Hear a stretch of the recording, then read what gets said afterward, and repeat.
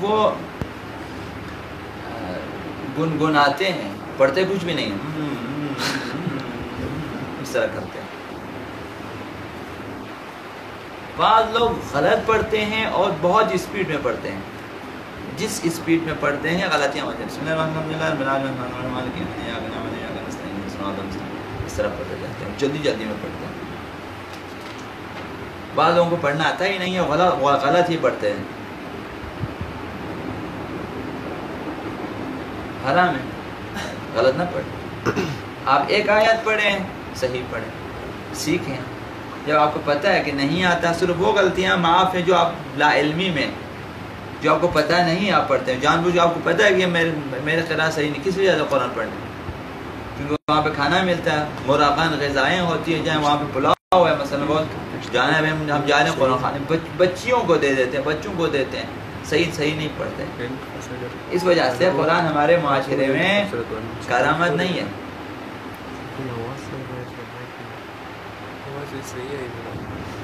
آقا شریعتی نے فرمایا کہ اے قرآن میں شرمندہ ہوں، میں نے تجھے مردوں کی آواز بنا دیا ہے، جہاں سے تیری قرآت کی آواز آتی ہے لوگ پوچھتے ہیں کون مرا ہے۔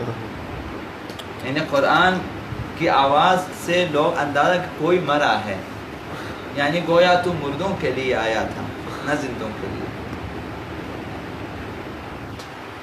جی ہم نے قرآن کو یہی بنا دیا کہ جب کوئی مرتا ہے تو کہتے ہیں قرآن کدھر ہے، لاؤ۔ قرآن کو بھی معجزے کی توقع میں پڑھتے ہیں کہ ایک شخص بیمار ہے، اس کو پڑھو کہ کوئی معجزہ ہو کے ٹھیک ہو جائے، یا پھر کم از کم آگے فارغ ہو جائے۔ تو ہم قرآن کے ساتھ جو کچھ کر رہے ہیں وہ کوئی بھی ستیلی ماں اپنے ستیلے بچوں کے ساتھ بھی نہیں کرتی، اس طرح ہم نے قرآن کو کیا ہوا۔ ٹھیک، قاریوں کے لیے شریعتی صاحب نے فرمایا کہ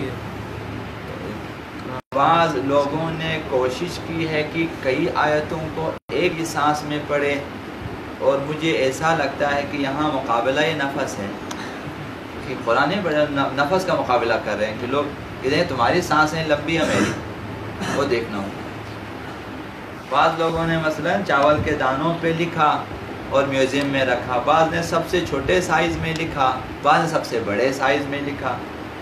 ایسا لگتا ہے کہ تجھے میوزیم سازی کے لیے بھیجا گیا ہے کہ یہاں ہم اپنے عجائب گھروں کو اس سے زینت دیں۔ ایک عجائب گھر میں جائیں، ایک باکس میں قرآن لکھا ہوا کہ منی سائز، ایک میں لکھا ہوا کہ دیکھو چاول کے دانوں پہ قرآن کی آیتیں لکھی ہوئی ہیں۔ کسی نے اس حد تک مائکروسکوپ کہتے ہیں کہ اس پہ اس کو باریک سیوی سے مثلا اس طرح سے لکھا، چاول کے دانے پہ قرآن لکھا ہے۔ لوگوں نے اپنا لیے ہنر بنا دیا۔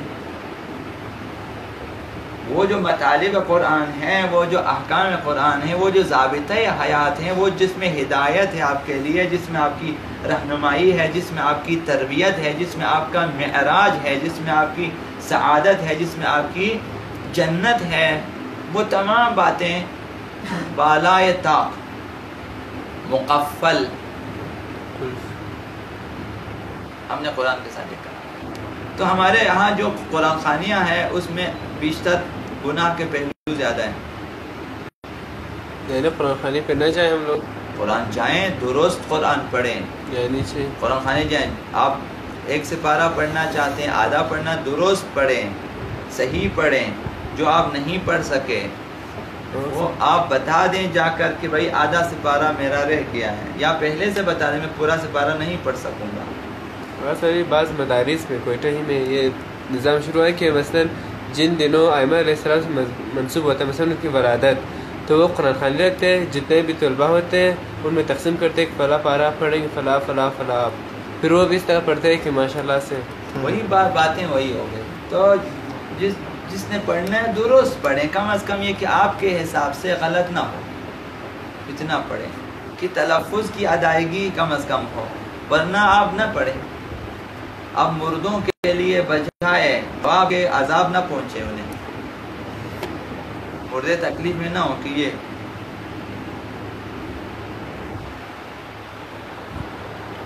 بعض آیتوں میں آیا ہوگا کہ اس سے آگے جو ہے عذاب میں اضافہ ہو جاتا ہے۔ تو خلاصہ قرآن سوال کہاں سے کیا سمجھنے میں، تو تلفظ کی حد تک قرآن، نماز وغیرہ سیکھنا واجب ہے، غلط پڑھنا جائز نہیں ہے۔ ابھی آپ نے ایک سپارہ پڑھنا، ایک سپارے کی قرأت کو آپ سیکھیں، تلفظ کو سیکھیں، باقی جو ہے صوت اللہ نہ سیکھیں، ٹھیک ہے، کم از کم آپ کو آنا چاہیے کہ وہ کہاں پہ وقف کرنے، کہاں سے میں نے شروع کرنا ہے، پتہ ہونا چاہیے کہ حروف ابجد ان کا تلفظ کیسے کیا جاتا ہے۔ کم از کم باقی صفات کو آپ چھوڑیں، وہ جو واجب ہے تلفظ وہ تو کم از کم کریں، باقی غنہ و اخفا و ان چیزوں کو چھوڑ دیں، اصل تلفظ واجب ہے۔ الذین دال، اب اس کو زے میں تبدیل کریں، الذین حرام ہے، گناہ ہے، جائز نہیں، ٹھیک، الذین۔ بہرحال تو آتے ہیں اپنے اخلاق سیاسی کی طرف۔ یہاں پہ ہم نے چند باتیں بیان کی۔ اولاً تعریف کی، تعریف میں ملکی سیاسی حکومتی انتظامات سے لے کر ان کے کردار و اخلاق اور روابط وغیرہ شامل ہیں، اور ایک اور تعریف کی کہ اس اپنے زمانے کا جو امام برحق ہے، پیشوائے برحق ہے، اس کی معرفت اور اس کے نائبین کی معرفت اور اس کی اطاعت اور حمایت، نصرت، دفاع، اس سلسلے میں جو بھی آپ کی فکر ہے، جو بھی آپ کا عمل اور رد عمل ہے، وہ اخلاق سیاسی کہلاتا ہے۔ اور اس سے کمتر آپ جس معاشرے میں رہتے ہیں، جس انسانی معاشرے میں، اس معاشرے میں جہاں آپ رہتے ہیں، انسانوں کے، دوسروں کے حقوق اور فرائض، اپنے حقوق اور فرائض دوسروں کے مقابلے میں، اسے جاننا اور اس پر عمل کرنا، یہ آپ کا اخلاق سیاسی ہوگا۔ اجتماعی احکام اور قوانین و ضوابط سے آشنائی اسلامی اور اس کے مطابق عمل کرنا۔ اب اس کے بارے میں آیات بیان کیا آپ کی خدمت میں، روایات بیان کیا۔ کل جو آخری روایت بیان کی ہے کہ من اصبح لا یهتم بامور المسلمین فلیس بمسلم، مسلمانوں کے امور کا اہتمام نہ کرے، جسے پتہ نہ ہو کہ مسلمانوں پہ کیا گزرتی ہے اور مسلمانوں کیا کرنا چاہیے وغیرہ وغیرہ، کم از کم اپنی حد تک ان کی نصرت، ان کی حمایت اور ان کے دفاع کے لیے بندے کو تیار رہنا چاہیے اور کام کرنا چاہیے جہاں تک ہو سکے، چاہے وہ میڈیا کے ذریعے ہی کیوں نہ، چاہے موبائل کے ذریعے ہی کیوں نہ ہو، انٹرنیٹ کے ذریعے ہی کیوں نہ ہو، آپ کو دفاع، ایک شخص کے سامنے ہی کیوں نہ ہو، آپ نے مسلمانوں کا دفاع کرنا ہے۔ جو لوگ معاشرے میں دشمنوں کی تعریف کرتے ہیں اور مسلمانوں کی تذلیل کرتے ہیں، مسلمانوں کو احمق فرض کرتے ہیں، مسلمانوں کو ذلیل تصور کرتے ہیں اور مغربی استکباری طاقتوں کی اور انگریزوں کی تعریف کرتے کرتے نہیں تھکتے، یہ لوگ فعل حرام اور گناہ کبیرہ کے مرتکب ہو جاتے ہیں، ہمیں اس کے مقابلے میں دفاع کرنا چاہیے۔ ہر چیز کو ابھی انگریزوں کے کھاتے میں ڈال لیتے ہیں، یہ بھی انہوں نے بنایا، اور ان کی تعریف کر کے انگریزوں نے گولیاں بنا دی ہیں کھانے پینے کی، تم لوگوں نے کیا بنایا؟ مثلا انہیں ہمارے جیسے چند جو اس پسماندہ علاقے میں رہتے ہیں، انہیں پورے جو ہیں ٹیکنالوجی میں ترقی کرنے والے انگریزوں کے مقابلے میں کھڑا کرتے ہیں، جبکہ وہ لوگ غافل ہیں۔ لہذا ہمیں اپنے اسلام کا اور اپنے اسلامی میدان میں جتنے ہمارے بڑے بڑے لوگ ہیں، جتنے ہماری کارکردگی ہے، اس کو بیان کرنا چاہیے، اور انگریزوں کے اور مغربی استکباری طاقتوں نے جو کچھ مسلمانوں کے ساتھ کیا ہے، انسانیت کے ساتھ کیا ہے، اسے بھی پیش کرنا چاہیے، یعنی دفاع اس طرح سے۔ تو مسلمانوں کے امور کے سلسلے میں کم از کم حمایت، اگر نصرت نہ ہو سکے حمایت کرنی چاہیے، مثلا کشمیری مسلمانوں کی حمایت، فلسطین کی حمایت، عراق کی حمایت، سوریہ کی، بحرین کی، ہمیں حمایت کرنی چاہیے، یہ ہمارا اخلاق ہونا چاہیے۔ اور اس کے بعد اہمیت عرض کی تاریخ روایات کے سلسلے، ایک یہ روایت بہت مہم ترین روایت ہے اخلاق سیاسی، اور دوسری روایت آقا امام زمان کی معرفت کے حوالے سے ممات ولم یعرف امام زمان ماتمیتۃ جاہلیہ، جاہلیت یہ اخلاق سیاسی ہے کہ ہمیں جو پیشوا برحق ہے اس کی معرفت اور اس کی حکومت کی معرفت ہونی چاہیے، پھر اس کی اطاعت و نصرت وغیرہ۔ اہمیت کے بارے میں یہی عرض کیا کہ اخلاق سیاسی کی اہمیت سب سے بڑا جو ہے کام، سب سے بڑی چیز یہ ہے کہ تمام انبیاء کا یہ ہدف رہا ہے مشترکہ کہ وہ آ کر روئے زمین پہ خدا کی اسلامی، خدا کی عدالت پر مبنی حکومت قائم کرے، الہی حکومت جہانی قائم کرے۔ یہ ان کا ہدف رہا ہے تمام انبیاء کا کہ حکومت الہی جو ہے نافذ کریں تاکہ لوگ خدا کی طرف آئیں، توحید پرست بن جائیں اور طاغوت اور استکباری طاقتوں سے مقابلہ کیا جا سکے، اس ہدف کے لیے۔ اور اسی ہدف کے لیے حضرت آقا امام زمان علیہ الصلوۃ والسلام ظہور فرمائیں گے۔ تو یہ اخلاق سیاسی کا بہترین اہم جو ہے ہدف اور اہمیت ہے، ہمیں لہٰذا جاننا چاہیے۔ فوائد اور آثار عرض کرنی ہے ابھی آپ کی خدمت میں۔ یہ جو اخلاق سیاسی کی تعریف اور اہمیت روایات بیان کی، اس کے فوائد کیا ہیں، آثار کیا ہوں گے، کیا اثرات لوگوں پر مرتب ہوں گے، اجتماع پر اور فرد پر، اس کے کیا اثرات مرتب ہوں گے۔ پہلا فائدہ اور پہلا اثر یہ ہے کہ ستمگروں کے ساتھ مقابلہ کیا جائے گا۔ یہ اخلاق سیاسی کا پہلا ہدف ہے، ستمگروں کے ساتھ مقابلہ، یعنی جو بھی ظلم ہے، ظالم ہے، ہم اس کے خلاف ہیں۔ کونا للظالم خصما وللمظلوم عونا، وصیت آقا امیر المؤمنین کن سے؟ امام حسن اور امام حسین علیہ السلام سے وصیت کی کہ تم دونوں ظالم کے دشمن رہو، وللمظلوم عونا، اور مظلوم کے حمایتی۔ یہ اخلاق سیاسی۔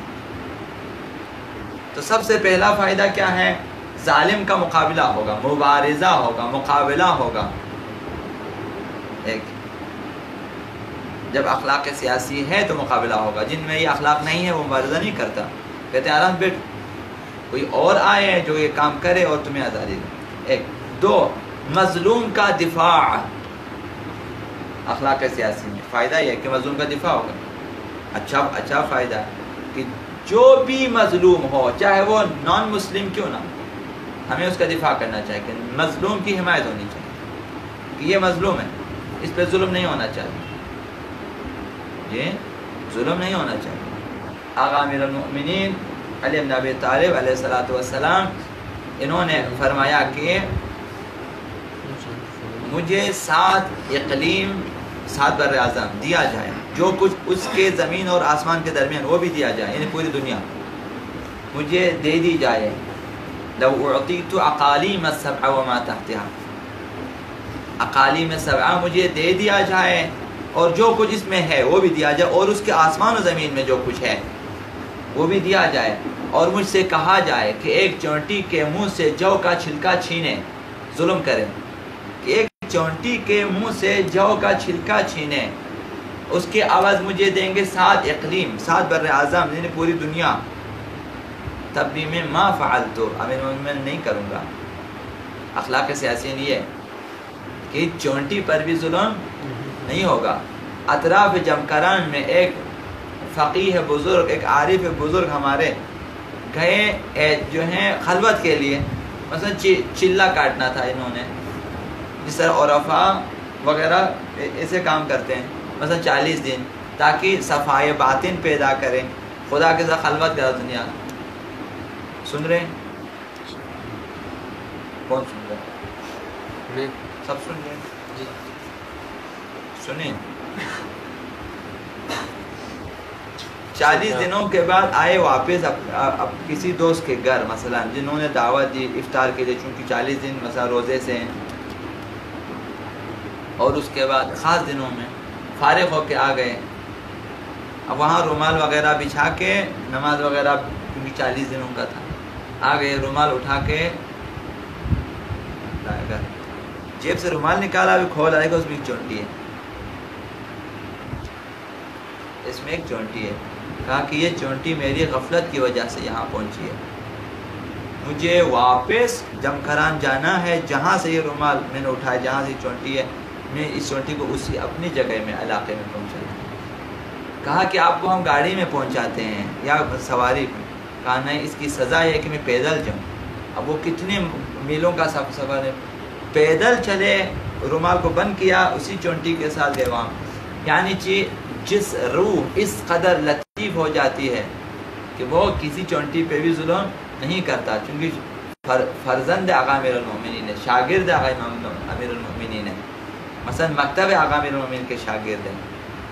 اخلاق ایسا ہوتا ہے، آپ کا دل نہیں کرنا کسی کو ایسے ہی مارے، حتی چونٹی پرندہ کس لیے مارتے ہو؟ اس کے پاس دل ہے، ایک روح ہے، ایک جان ہے، کیسے ہم اسے قتل کریں؟ تو اخلاق سیاسی کا سب سے بڑا فائدہ ستمگر کے خلاف مبارزہ و مقابلہ اور مظلوم کی حمایت، یہ دوسرا فائدہ۔ وصیت آقا امیر المومنین بھی سنا دیا آپ کو، کُن للظالم خصم وللمظلوم۔ تیسرا فائدہ، معاشرے میں قوانین برحق کا اجرا۔ جب ہم ظلم کے خلاف ہوں گے، مظلوم ہر کسی کو اپنا حق، چونکہ حقوق اور فرائض سے ہم آشنا ہوں گے تو ظاہر ہے اب ہر کسی کو اپنا حق ملے، تو قوانین حق اسلامیہ جاری ہوگا۔ لہذا کسی کو تاوان دیا، آپ تاوان بھریں گے، کسی کو مارا، آپ قصاص ہوں گے، مثلا تمام قوانین کا اجرا ہوگا۔ چور کا ہاتھ کاٹ دیا جائے مثلا وغیرہ، باقی سزائیں ہوں گی، قوانین کا اجرا ہوگا، جو بھی۔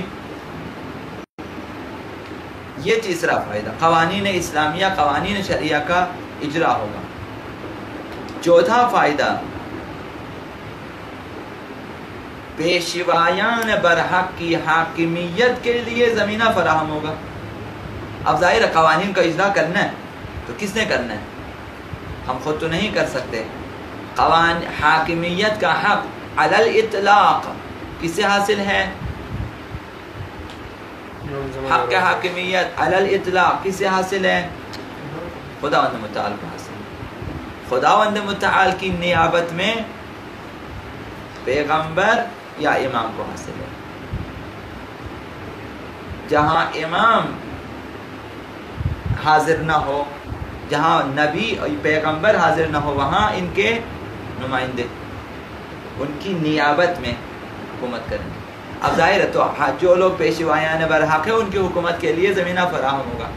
اب اخلاق سیاسی رکھتے ہیں، حقوق اور فرائض سے آشنا ہیں اور قوانین شرعیہ کا اجرا چاہتے ہیں، تو اب ڈھونڈیں گے کہ بھائی کس نے کرنا ہے یہ، تو شرعی قوانین کے مطابق انہیں حق حاصل ہے، تو اسلامی حکومت قائم ہونے کے لیے زمینہ فراہم۔ کتنا بڑا فائدہ اخلاق سیاسی کا، اسلامی اخلاق سیاسی، نہ مغربی اخلاق سیاسی۔ یہ چار۔ پانچواں فائدہ اور اثر، استقلال اقتصادی ہیں۔ ایک دوسرے پہ ظلم نہیں کریں گے تو استحصال نہیں ہوگا، تو اقتصاد لوگوں کی برابر ہے۔